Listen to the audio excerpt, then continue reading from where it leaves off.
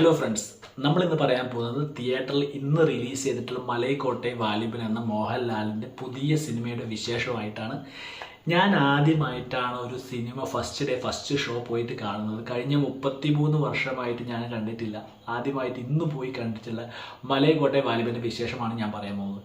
ഇത് തികച്ചും എൻ്റെ ഒപ്പീനിയനാണ് ഞാൻ നിങ്ങളുമായിട്ട് ഷെയർ ചെയ്യാൻ പോകുന്നത്.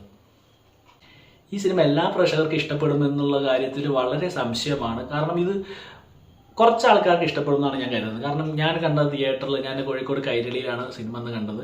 പക്ഷേ തിയേറ്ററിൽ എല്ലാവർക്കും അത് ഇഷ്ടപ്പെട്ടെന്ന് എനിക്ക് തോന്നിയില്ല. കാരണം കുറേ പേര് തന്നെ ഇതിനിടയിൽ കമൻ്റ് അടിക്കുകയും ലാഗ് അടിച്ചതുപോലെയൊക്കെ ഒരു ഫീൽ എനിക്ക് അവിടെ കണ്ടപ്പോൾ തോന്നി. ഇറങ്ങിയ സമയത്ത് കുറേ പേര് ഡിസ്കഷൻ ചെയ്യുന്നതൊക്കെ തോന്നി.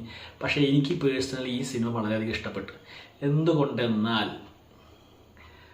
ഈ സിനിമയുടെ കഥ എന്ന് പറയുന്നത് നമ്മൾ പണ്ട് കേട്ട് മറന്നിട്ടുള്ള കെട്ടുകഥകളൊക്കെ ഉണ്ടാവുമല്ലോ. നമ്മൾ സിനിമ, അതായത് നമ്മൾ പണ്ട് കുട്ടിക്കാലത്ത് കേട്ടിട്ടുള്ള കെട്ടുകഥകളോ അല്ലെങ്കിൽ നമ്മൾ പണ്ടത്തെ ബാലരമയിലോ ബാലഭൂമിയിലൊക്കെ വാങ്ങിയിട്ടുള്ള അമർ ചിത്ര കഥകളിലൊക്കെ ഉണ്ടാവുന്ന, നമ്മൾ കേട്ടിട്ടുള്ള പണ്ടത്തെ പോലത്തെ ഒരിടത്തൊരിടത്തൊരാളുണ്ടായിരുന്നു, ഒരു ശക്തിമാനായിട്ടുള്ള ഒരാളുണ്ടായിരുന്നു, അയാളുടെ കഴിവുകളും അയാളുടെ ജീവിതത്തിൽ നടക്കുന്ന സംഭവ വികാസങ്ങളൊക്കെ അതുപോലെ തന്നെ പ്രതിപാദിക്കുന്ന ഒരു സിനിമയായിട്ടാണ് എനിക്കിത് തോന്നിയിട്ടുള്ളത്.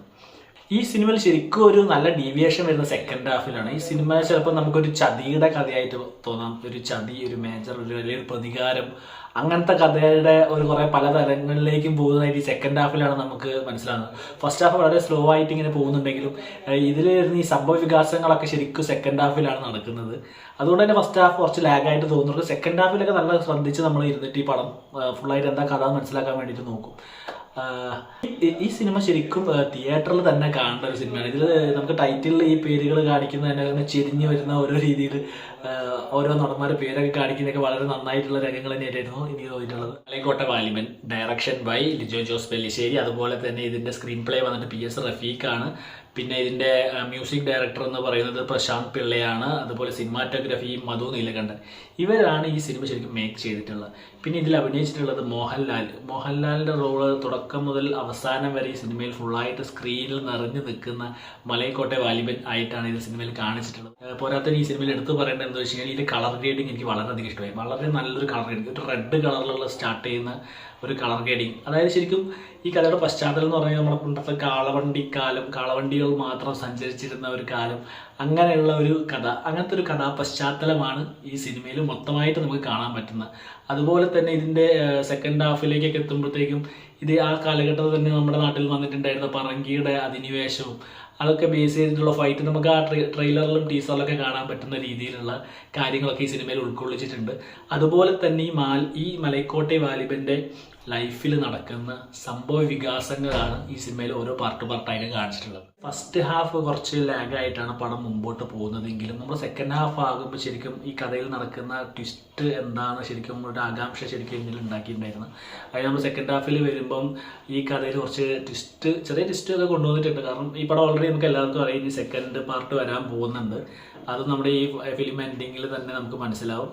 അത് നമുക്ക് കറക്റ്റായിട്ട് നമുക്ക് സെക്കൻഡ് ഹാഫ് അതിൻ്റെ ഒരു ടൈറ്റിൽ നമ്മൾ ശരിക്കും ലാസ്റ്റിലേക്ക് കാണിക്കുന്നുണ്ട്. ഈ പടത്തിൽ ഒരു സെക്കൻഡ് പാർട്ട് കൂടെ പുള്ളി പ്ലാൻ ചെയ്യുന്നുണ്ട്. ഇനി അത് വരുമോ ഇല്ലയോ എന്നുള്ളതൊക്കെ വേറൊരു കാര്യം. അതായത് ഈ പടം ജനങ്ങൾ എങ്ങനെ അക്സെപ്റ്റ് ചെയ്യുന്നത് അനുസരിച്ചാണ് നമുക്ക് സെക്കൻഡ് പാർട്ടൊക്കെ അവർക്കും തീരുമാനിക്കുന്നത്. പക്ഷെ ഓൾറെഡി പുള്ളി പ്ലാൻ ചെയ്തിട്ടുണ്ടെന്നാണ് ഈ പടത്തിൻ്റെ അവസാനം കാണുമ്പോൾ നമുക്ക് മനസ്സിലാവുന്നത്. ഇതിൽ സിനിമയിൽ ഈ പശ്ചാത്തല സംഗീതം, BGM, വളരെ ബാക്ക്ഗ്രൗണ്ട് സ്കോർ വളരെ നല്ല രീതിയിൽ തന്നെ കൊടുത്തിട്ടുണ്ട്. ഒട്ടനവധി സീനുകളിൽ ഈ BGM നമുക്ക് ഇൻഫ്ലുവൻസ് ചെയ്യുന്നത് കാണാൻ പറ്റും. അതായത് ഇതിൽ ആ തുടക്കത്തിൽ തന്നെ കാണുമ്പം മോഹൻലാലിൻ്റെ ഇൻട്രൊഡക്ഷനിൽ വരുന്നൊരു BGM ഉണ്ട്. അതുപോലെ തന്നെ ഫൈറ്റിൽ വരുന്നൊരു BGM, അതുപോലെ തന്നെ ഓരോ ക്യാരക്ടർ കാണിക്കുമ്പോഴും അതിൽ വരുന്ന BGM വളരെ നല്ലൊരു BGM ആയിട്ടാണ് എനിക്ക് തോന്നിയിട്ടുള്ളത്. കാരണം നമ്മുടെ പണ്ടത്തെ ഈ കൗബോയ് മൂവീസിലൊക്കെ ഉള്ള ടൈപ്പ് ആ ബാക്ക്ഗ്രൗണ്ട്, അതേപോലത്തെ ഒരു ബാക്ക്ഗ്രൗണ്ട് മ്യൂസിക് ആയിട്ടാണ് എനിക്ക് തോന്നിയത്. അതായത് ഈ നമ്മൾ ട്രെയിലർ തന്നെ കാണാം, ടങ് ടങ് ടങ് എന്ന് പറഞ്ഞ് വരുന്നൊരു മ്യൂസിക് ഉണ്ടല്ലോ. അതുപോലെ തന്നെ കുറേ മ്യൂസിക്കുകൾ, ഫൈറ്റ് വരുമ്പോഴുള്ള മ്യൂസിക് നമ്മൾ പഴയ സിനിമകളിലൊക്കെ കണ്ടിട്ടുള്ള ആ ടൈപ്പ് ഒരു മ്യൂസിക്കാണ് ഇതിൽ പശ്ചാത്തലം. ഫൈറ്റൊക്കെ വരുമ്പോൾ അതേപോലത്തെ ടൈപ്പ് മ്യൂസിക്കാണ് ഈ സിനിമയിൽ കൊടുത്തിട്ടുള്ളത്. പിന്നെ ഈ സിനിമയിൽ അഭിനയിച്ചിട്ടുള്ള ഹരീഷ് പേരടി നമ്മുടെ മോഹൻലാലിന്റെ ആശാൻ അയ്യനാർ എന്ന് പറഞ്ഞ ഒരു ക്യാരക്ടറാണ് ചെയ്തിട്ടുള്ളത്. പുള്ളിക്ക് കിട്ടിയ റോൾ അത്യാവശ്യം നല്ല രീതിയിൽ തന്നെ ചെയ്തു വെച്ചിട്ടുണ്ട്. പിന്നെ അതുപോലെ തന്നെ മോഹൻലാലിന്റെ അനിയനായിട്ട് അഭിനയിച്ചിട്ടുള്ള ചിന്നപ്പയ്യൻ, അതായത് മനോജ് മോസസ് എന്ന് പറഞ്ഞൊരു നടനാണ്. ഞാൻ വേറെ സിനിമയിൽ കണ്ടിട്ടില്ല, പക്ഷെ പുള്ളി നല്ല രീതിയിൽ തന്നെ അതിൽ അഭിനയം കാഴ്ചവെച്ചിട്ടുണ്ട്. അതിൽ തുടക്കത്തിൽ തന്നെ പുള്ളിയുടെ കുറച്ച് ഫ്ലെക്സിബിലിറ്റി ആയിട്ടുള്ള കുറച്ച് ചാട്ടവും അങ്ങനെ അതൊക്കെ നല്ല രീതിയിൽ തന്നെ പുള്ളി ചെയ്തിട്ടുണ്ട്. പിന്നെ ഇതിലുള്ള വില്ലൻ ഡാനിഷ് സെയ്ദ് എന്ന് പറഞ്ഞിട്ടുള്ള നമ്മുടെ കന്നഡ നടനാണ് ഇതിൽ വില്ലനായിട്ട്, അതായത് മെയിൻ വില്ലൻ അല്ല, പക്ഷെ ഇതിൽ ഒരു കുറച്ച് സീൻ ത്രൂ ഔട്ടായിട്ട് വരുന്നൊരു വില്ലനുണ്ട്. ചമതകൻ എന്ന് പറഞ്ഞ ക്യാരക്ടർ ചെയ്തിട്ടുള്ള ഡാനിഷ് സെയ്ത്ത്, പുള്ളിയുടെ റോളും അത്യാവശ്യം കുഴപ്പമില്ലാത്ത രീതിയിൽ പുള്ളി ചെയ്തിട്ടുണ്ട്. പിന്നെ ഈ പടത്തിൽ എനിക്ക് ലോജിക്കൽ അല്ല എന്ന് തോന്നിയിട്ടുള്ള കാര്യങ്ങൾ, പുള്ളി അമാനുഷികമായിട്ടുള്ള ആളാണ് മലൈക്കോട്ടെ വാലിബൻ നമുക്ക് അറിയാമെങ്കിലും ഈ പടത്തിൽ എനിക്ക് തോന്നിയിട്ടുള്ള ഏരിയാസ് ഏതൊക്കെയാണെന്ന് വെച്ച് കഴിഞ്ഞാൽ, നമ്മുടെ ഈ സെക്കൻഡ് ഹാഫിൽ വരുന്ന ഫൈറ്റ് സീനിൽ ഒരു സീനിൽ ലാലേട്ടൻ നമ്മുടെ ഒരു ഗ്രില്ല് പറിച്ചെടുക്കുന്ന ഒരു സീനുണ്ട്. പക്ഷെ ആ ഗ്രില്ലിൻ്റെ ടോപ്പിൽ വെച്ചിട്ടുള്ള കുറച്ച് ഈ കുന്തം പോലുള്ള സാധനം, ഈ കുന്തം പോലുള്ള സാധനം അത് ശരിക്കും നമുക്ക് കറക്റ്റായി കണ്ടാൽ മനസ്സിലാവും നമ്മളത് പിന്നെ വെൽഡ് ചെയ്ത് പിടിപ്പിച്ചതാണെന്നും. ആ പറിച്ചെടുക്കുന്ന സ്ഥലത്ത് ആ മുകളിൽ കുന്തം പോലത്തെ സാധനം ഉണ്ടാവില്ല, കാരണം അത് നമ്മുടെ സൈഡ് കവർ ചെയ്യുന്ന ഒരു ഗ്രില്ലായിട്ടാണ് വരിക. കാരണം അവിടെ നിന്ന് പറിച്ചെടുക്കുമ്പോൾ അതിൻ്റെ ടോപ്പിൽ ശരിക്കും അത് വരാൻ സാധ്യതയില്ല. പക്ഷെ ആ സീനിന് വേണ്ടിയിട്ട് അത് അവിടെ പിടിപ്പിച്ചതുപോലെ ആയിട്ടുള്ളൊരു ഫീൽ എനിക്ക് തോന്നി. അതുപോലെ തന്നെ കറങ്ങിയിട്ടുള്ളൊരു വെടിവെക്കുന്ന ഒരു സീനുണ്ടല്ലോ, ഈ പടം കണ്ടവർക്ക് മനസ്സിലാവും, അതും കുറച്ച് എക്സാജറേറ്റ് ചെയ്തതല്ലേ. കാരണം നമുക്കറിയാം ഒരു പീരങ്കിയിൽ ഒരു ഉണ്ടിട്ട് കഴിഞ്ഞാൽ ഒറ്റ തവണ വെടിവെക്കാൻ പറ്റുള്ളൂ. അപ്പം ഇങ്ങനെ കറങ്ങി വെടിവെക്കണമെങ്കിൽ ഇത് ലോഡ് ചെയ്യണമെങ്കിലും പിന്നെ ഉണ്ട പോകണമെങ്കിലും ഒക്കെ കുറച്ച് പണിയാണ്. കാരണം അത് ആ സീന് കണ്ടവർക്ക് തന്നെ മനസ്സിലാവും, ഞാൻ അത് പറഞ്ഞിട്ട് കൂടുതൽ കോംപ്ലിക്കേറ്റഡ് ആക്കുന്നില്ല. അപ്പോൾ നിങ്ങൾ ആ സിനിമയിൽ ആ സീന് കണ്ടിട്ടുണ്ടെങ്കിൽ നിങ്ങൾക്ക് തോന്നിയിട്ടെങ്കിൽ നിങ്ങൾ താഴത്ത് കമൻറ്റ് ചെയ്യുക.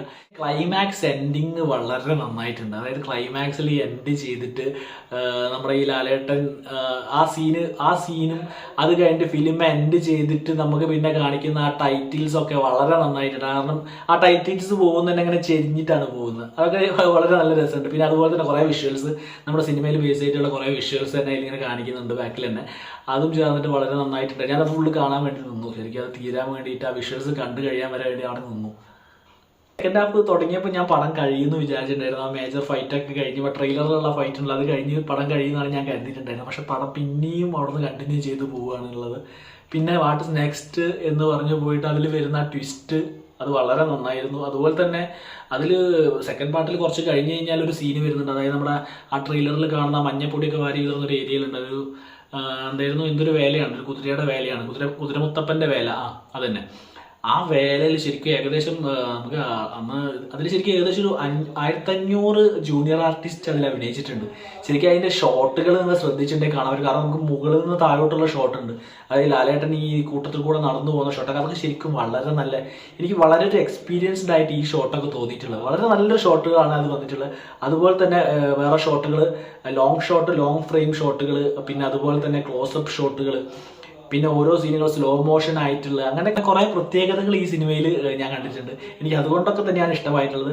പിന്നെ ലാലേട്ടൻ ഫാൻസിൻ്റെ ഷോയ്ക്ക് 6:30 ഷോയ്ക്ക് പോയിട്ട് അവരെ തൃപ്തിപ്പെടുത്തിയോ എന്നുള്ളത് മറ്റൊരു ചോദ്യമാണ്. പക്ഷേ പേഴ്സണലി ഒരു സിനിമ ആസ്വാദകൻ എന്ന രീതിയിൽ എനിക്ക് വളരെ നല്ല രീതിയിൽ തന്നെ ഇഷ്ടപ്പെട്ടു. കാരണം ഇതിൽ ആ സിനിമയിൽ പോകുന്നത്, പിന്നെ അതിലെ വല്ല ഫൈറ്റ്, ഓൾറെഡി ഈ പടത്തിൻ്റെ തുടക്കത്തിൽ തന്നെ പുള്ളിയുടെ ഒരു അമാനുഷികമായ കഴിവ് നമുക്കതിൽ ശരിക്കും ആ സിനിമയിൽ പറയുന്നുണ്ട്. അപ്പോൾ ഇതൊക്കെ ഫുള്ളായിട്ട് കണ്ടു കഴിഞ്ഞാൽ നിങ്ങൾക്ക് മനസ്സിലാവും. പിന്നെ നിങ്ങൾ ഈ പടം കണ്ടിട്ട് നിങ്ങൾക്ക് എന്താണ് തോന്നിയിട്ടുള്ളത് എന്നുള്ള നിങ്ങളുടെ കമൻസ് താഴെ കമൻറ്റ് ചെയ്യും. താങ്ക്